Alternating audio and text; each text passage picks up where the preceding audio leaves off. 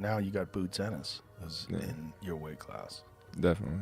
What do you think about him? Oh, he's very, very talented. He's unproven, but he's very talented. Yeah. The eye test tells it all. You know, he's got the it, you know. Man, great. Bud always been like that. Without a question, solid. You know what I'm saying? Solid. You think there's anything left for him, Coach, or is it time for Bud to move on? Or I'm trying to figure out who he gonna fight next. 160, you can see him fight I wouldn't do nothing crazy. He looked at excellent. Hey, Islam.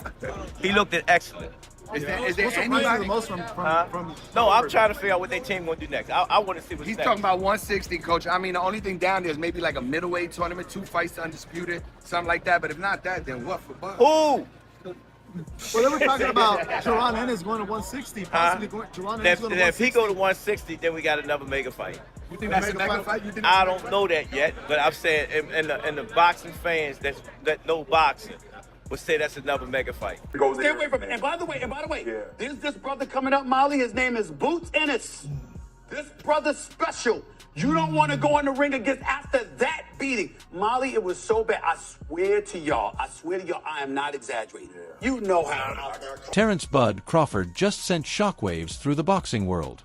Hot off the biggest victory of his career, dethroning Canelo Alvarez and making history as the first fighter ever to become undisputed champion in 3 different weight classes, Crawford hopped on a live interview and dropped the words every fan has been dying to hear. Thing you said about fighting not being there spiritually, mentally, you think that might have affected Canelo, or that was just a skill difference was too wide? You know, I do think he was a little mentally tired. He's been at that level for a long time. Right. So 11 fights in 4 years. That's a lot. Timing was perfect for Crawford. Yeah. He said it himself at the press conference. He said timing was everything. Perfect timing, everything. That's right. His whole career was on timing. He was mentally tired, but you got to give Crawford his credit, man. To keep your mind that mentally fresh and sharp and go out there and perform like that, that's a win itself. Not even just beating your opponent. For your mind to be that fresh, come fight next week. It's a reason. How are you feeling to be Chris Eubank's trainer, first of all? It feels good, man. You know what I'm saying? I've been this trainer before, so Yeah, it's good. it's a no-brainer. Of course. Congratulations on the win. What's your first reactions to Crawford's victory? One of the greats of this era, right? Oh, definitely that. You know that. What do you want to see him do now? What I want to do now? What do you want to see Crawford do next? Turn this, do what he at this point now in his career where he could do whatever he wanted to do. Who would you like to see him fight? Any names? Is there any names in particular you'd like to see? It doesn't matter. What about Canelo? Would you like to see him retire? I don't. Canelo's not my responsibility. Okay. He's ready to take on Jaron Boots Ennis. That's right, one of the most avoided fighters in boxing, one of the most dangerous young champions in the game. And now, the man already hailed as the GOAT is setting his sights on Boots next. This could be a passing of the torch moment, a clash of titans, or the stage where Crawford proves once and for all that he's untouchable. Let's break it all down. Terence Crawford didn't just beat Canelo Alvarez, he shook the boxing world to its core. Before the fight, everyone doubted him. Could a fighter who dominated at 135, 140, and 147 really handle a natural 168-pound monster like Canelo? Bud got a 160. I think Bud should do what he want to do. Are you going to the Crawford parade on Saturday? I believe I am going. Yes, I believe that I am going. I have to look at my schedule and stuff.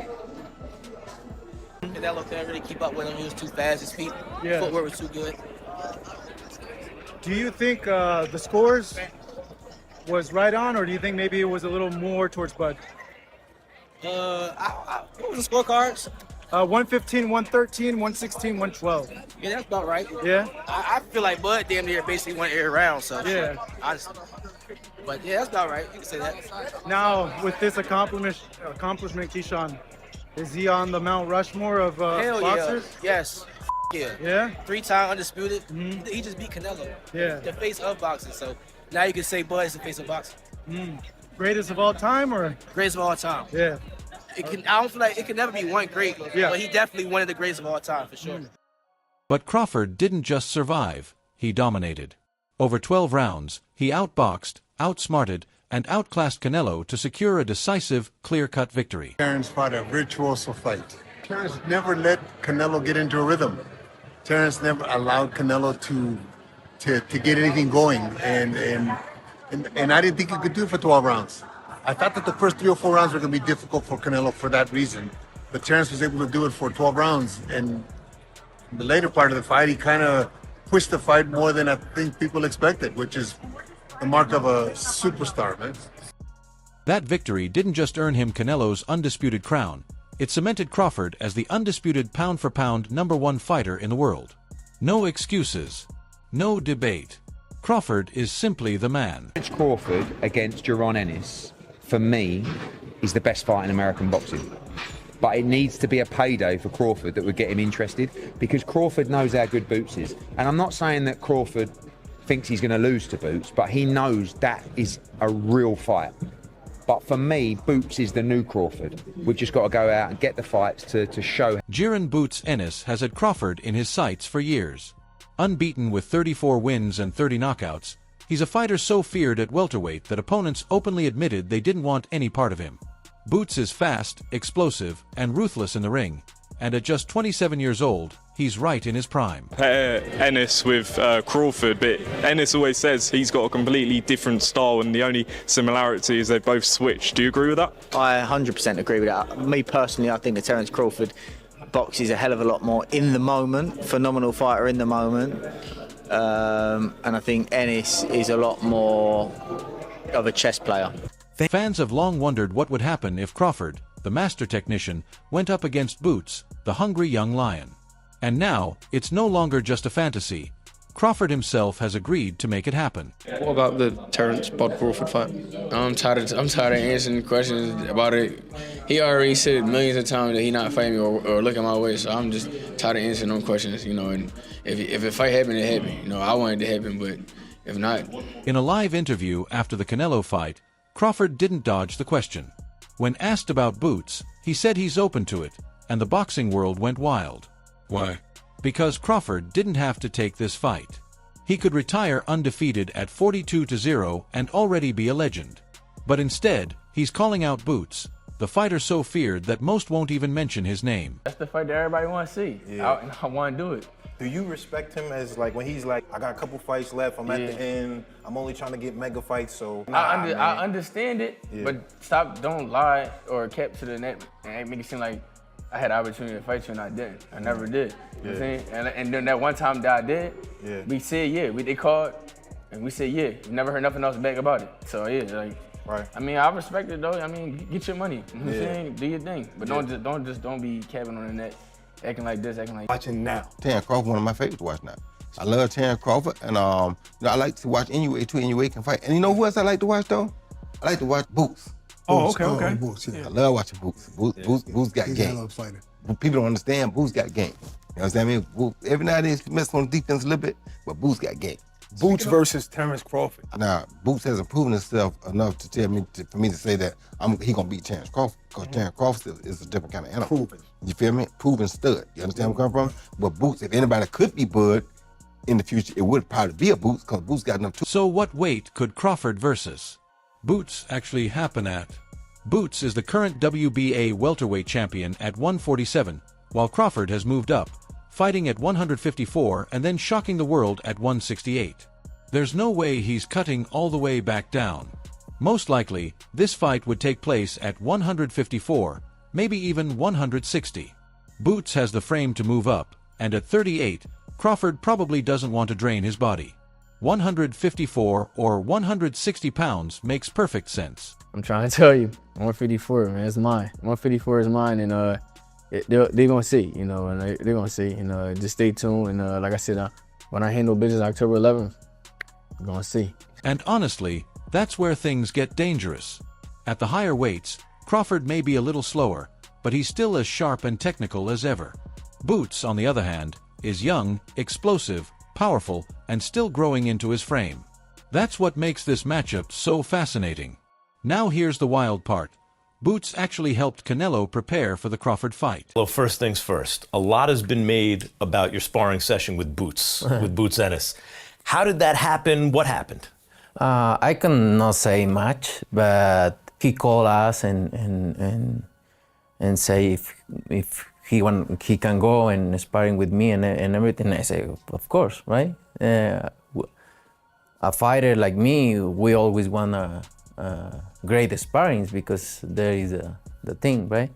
And I have history with the family because 14 years ago, his older brother helped me for Sugar Shane Motley and Alfonso Gomez.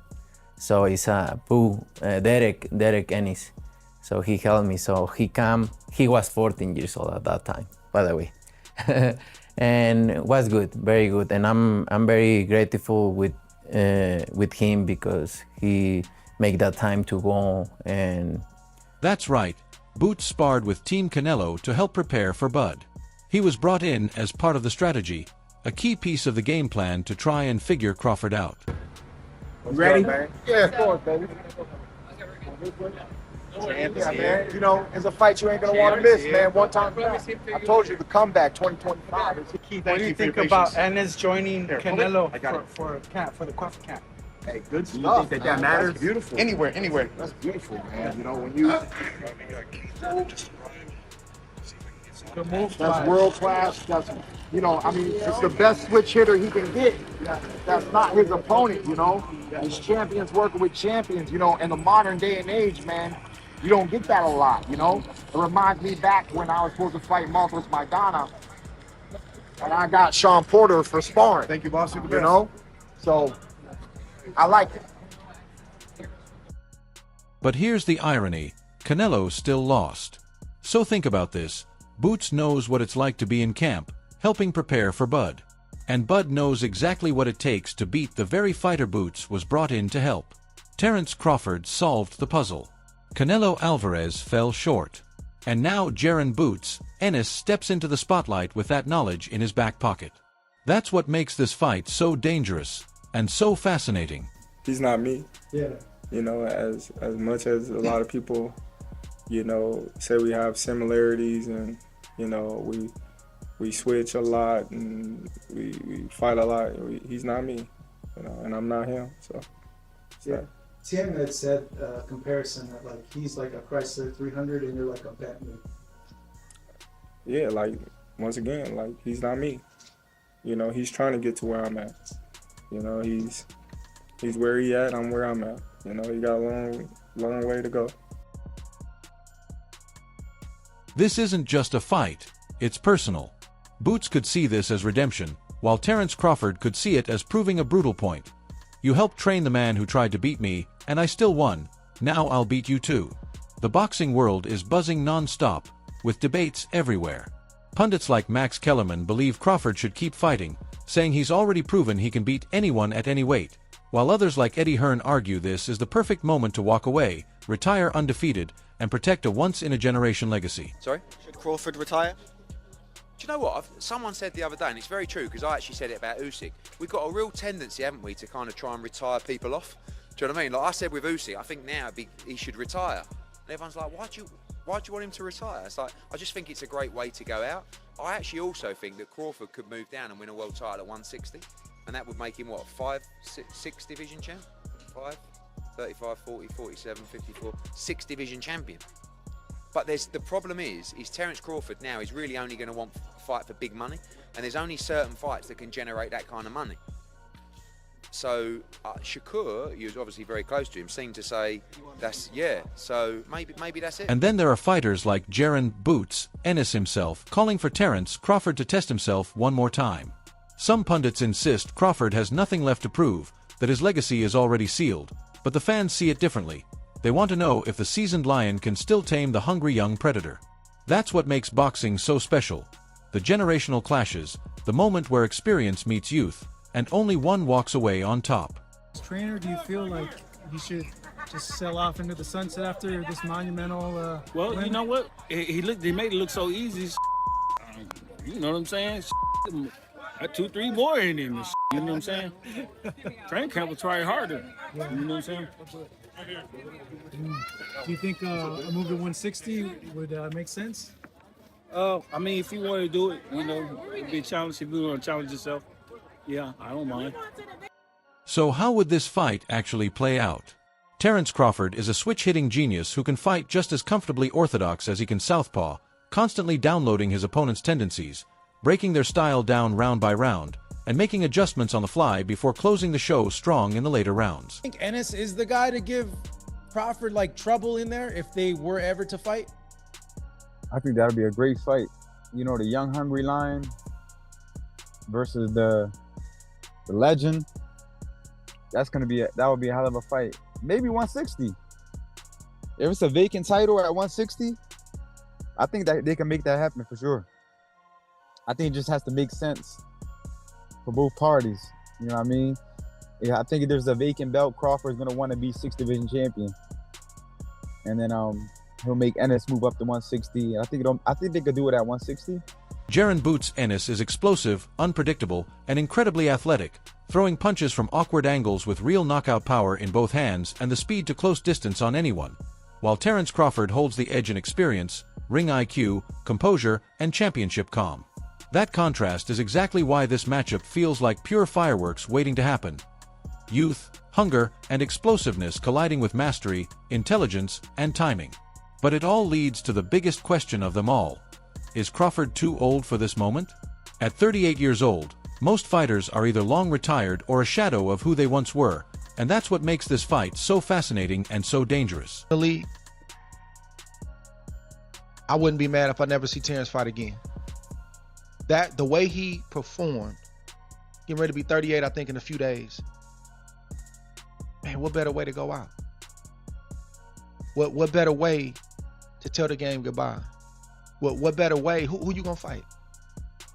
I was arguing with Max on the way to the venue about Boots Ennis. Nah, we don't go fight Canelo and then go back and fight Boots Ennis. I saw a report today. Somebody was talking about him going up to light heavyweight.